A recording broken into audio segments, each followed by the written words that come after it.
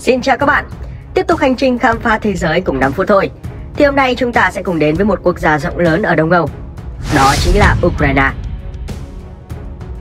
Mặc dù nổi lên với các bất ổn chính trị cùng những tranh chấp về lãnh thổ, nhưng có lẽ ít ai biết được rằng đất nước này cũng sở hữu nhiều cảnh quan thiên nhiên độc đáo, chẳng hề thua kém bất kỳ quốc gia nào ở châu Âu. Hầu hết lãnh thổ Ukraine là vùng đất thấp với những khu rừng rậm rạp, hồ nước và những cánh đồng xanh tươi. Trong khi đó, phần phía tây của đất nước là những ngọn núi cao với phong cảnh thiên nhiên hùng vĩ. Trước khi vào video để có cách nhìn toàn cảnh hơn về Ukraine thì các bạn đừng quên đăng ký kênh để không bỏ lỡ những video thú vị từ 5 phút thôi nhé. Về địa lý, Ukraine là một nước cộng hòa bán tổng thống nằm ở khu vực Đông Âu với diện tích 576.628 km², không bao gồm bán đảo Crimea, bằng tổng diện tích lãnh thổ Việt Nam và Lào. Đất nước này có biên giới đất liền với Belarus ở phía Bắc, Ba Lan, Slovakia và Hungary ở phía Tây, Romania và Moldova ở phía Tây Nam. Còn phía Đông và phía Nam được bao bọc bởi lãnh thổ Liên bang Nga, Biển Đen và Biển Azov.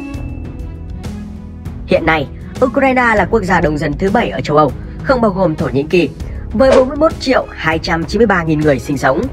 Trong đó, người Ukraine là nhóm dân tộc lớn nhất, chiếm gần 78% tổng dân số. Nhóm dân tộc lớn thứ hai là người Nga, chiếm khoảng 17,3%. Còn lại là các nhóm dân tộc thiểu số khác như người Belarus, người Moldova, người Bulgaria, người Hungary, người Romania, người Ba Lan, người Do Thái, người Armenia, người Hy Lạp và người Tatar. Giống như thành phần dân tộc, tiếng Ukraine đóng vai trò là ngôn ngữ chính thức của quốc gia và có tới 67% người dân sử dụng như tiếng mẹ đẻ của mình. Ngôn ngữ phổ biến thứ hai là tiếng Nga với khoảng 24% dân số sử dụng.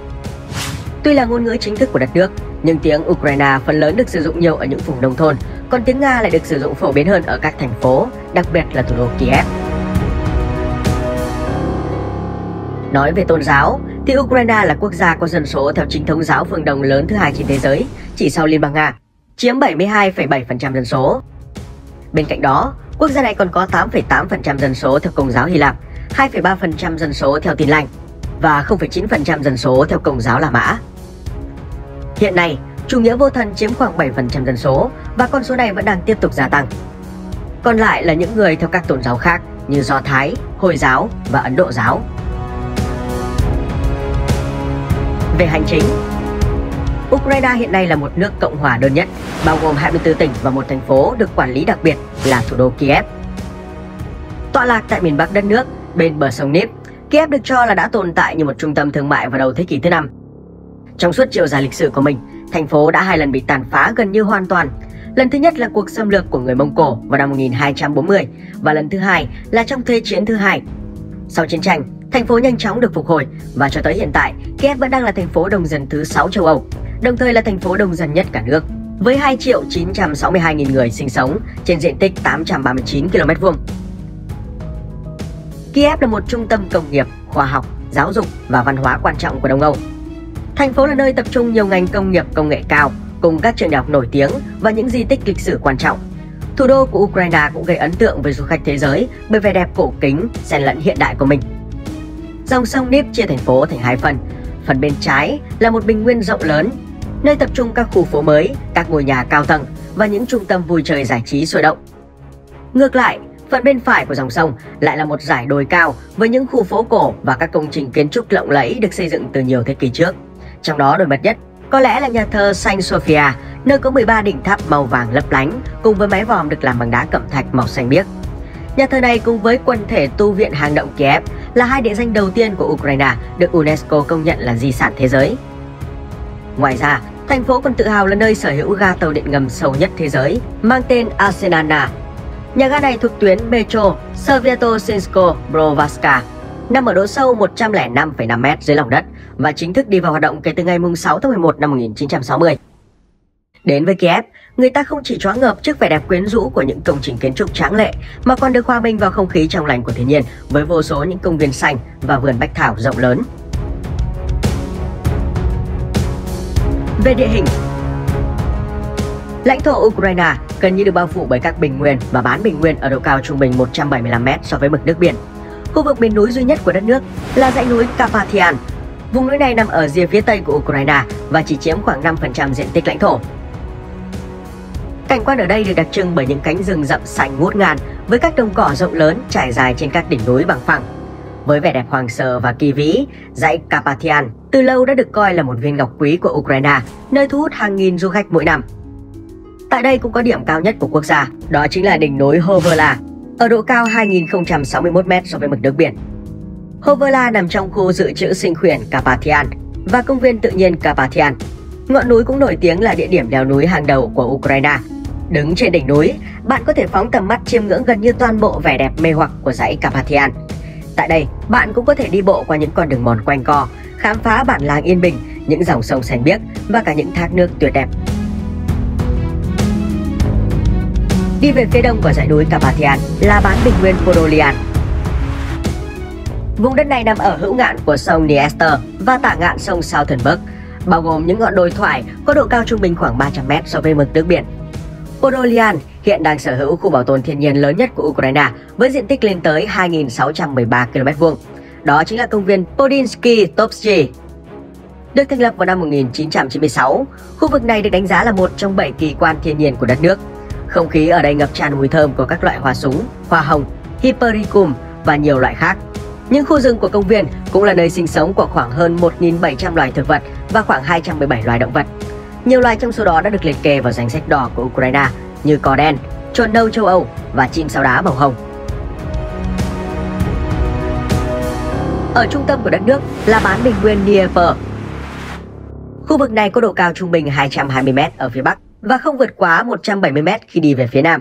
Nó chủ yếu bao gồm các dãy núi chập trùng, những thung lũng màu mỡ và nhiều hang động đá vôi. Đây cũng là một trong những vùng sản xuất ngũ cốc quan trọng của đất nước. Giữa thảo nguyên mênh mông, bạn sẽ bắt gặp những cánh đồng lúa mì và ngô trải dài vô tận. Ngoài ra còn một số loại cây trồng khác như củ cải đường, khoai tây và hoa hướng dương. Phía bên kia của dòng sông Dnip là khu vực đất thấp cùng tên. Tại đây những dãy đồi dần dần biến mất và được thay thế bởi một khu vực có địa hình bằng phẳng hơn với độ cao trung bình từ 100 đến 150m so với mực nước biển. Cảnh quan của khu vực này chủ yếu là các vùng đầm lầy rộng lớn, những dòng sông uốn lượn và những cánh đồng trù phú. Giống như vùng bán bình nguyên Dnieper, cây trồng chính ở đây là lúa mì. Loài cây này dường như đã trở thành một biểu tượng của Ukraine trong suốt chiều dài lịch sử hình thành và phát triển.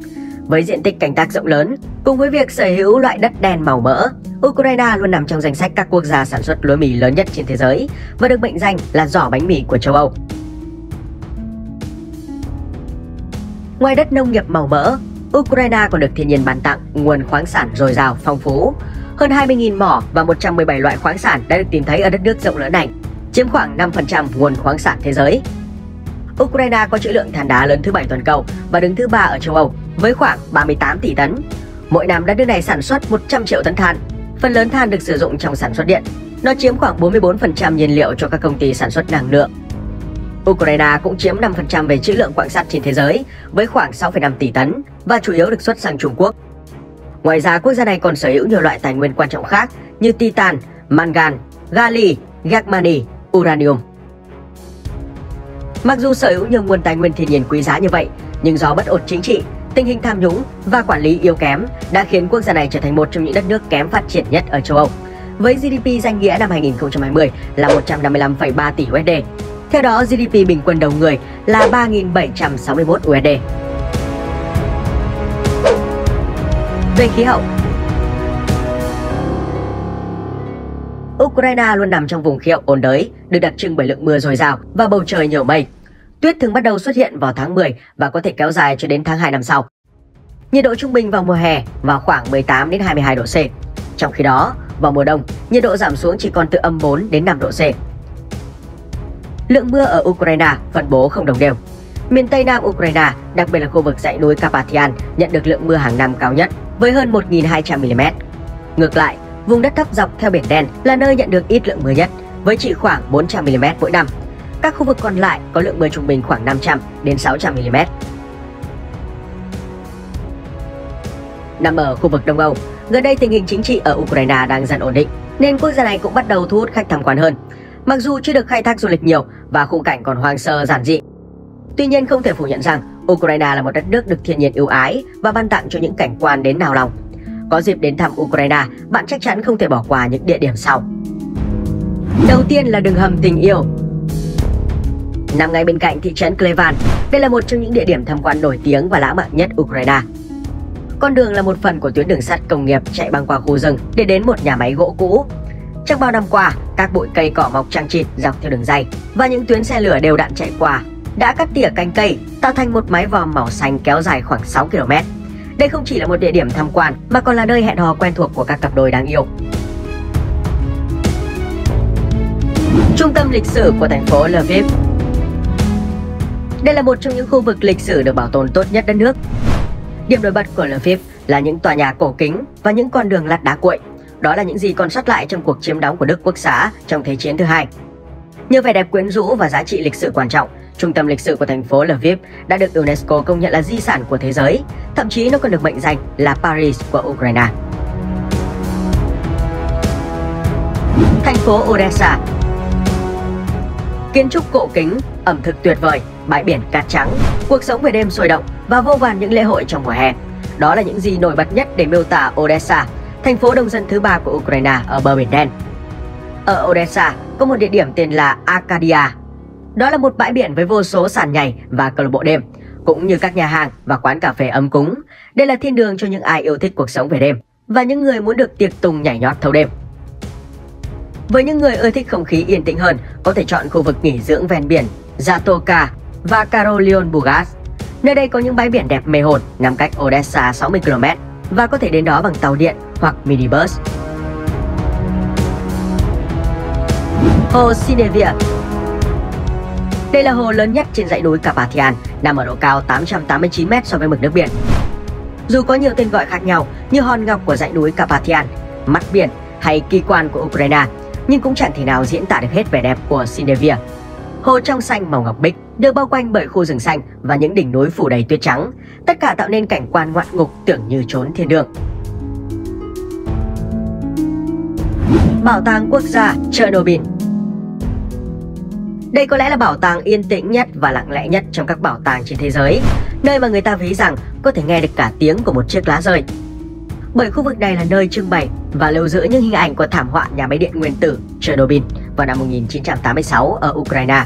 Đây là vụ thảm họa nghiêm trọng nhất trong lịch sử ngành năng lượng hạt nhân, khiến cho 56 người chết ngay tại chỗ, 47 công nhân và 9 trẻ em bị ung thư tuyến giáp, đồng thời cũng làm cho 9.000 người có nguy cơ mắc bệnh ung thư. Ngoài ra các bạn có thể ghé thăm một số địa điểm khác như lâu đài Kamenets-Podolsky, pháo đài Khotin, thác nước Proby, khu trượt tuyết Drahoprad, khu bảo tồn Askania Nova và đảo Khotitsa. Vậy là chúng ta đã kết thúc hành trình khám phá đất nước Ukraine, một quốc gia rộng lớn ở châu Âu. Các bạn thấy quốc gia này như thế nào? Hãy để lại suy nghĩ dưới phần bình luận cho 5 phút thôi và mọi người cùng biết nha. Xin chào và hẹn gặp lại các bạn trong những video tiếp theo.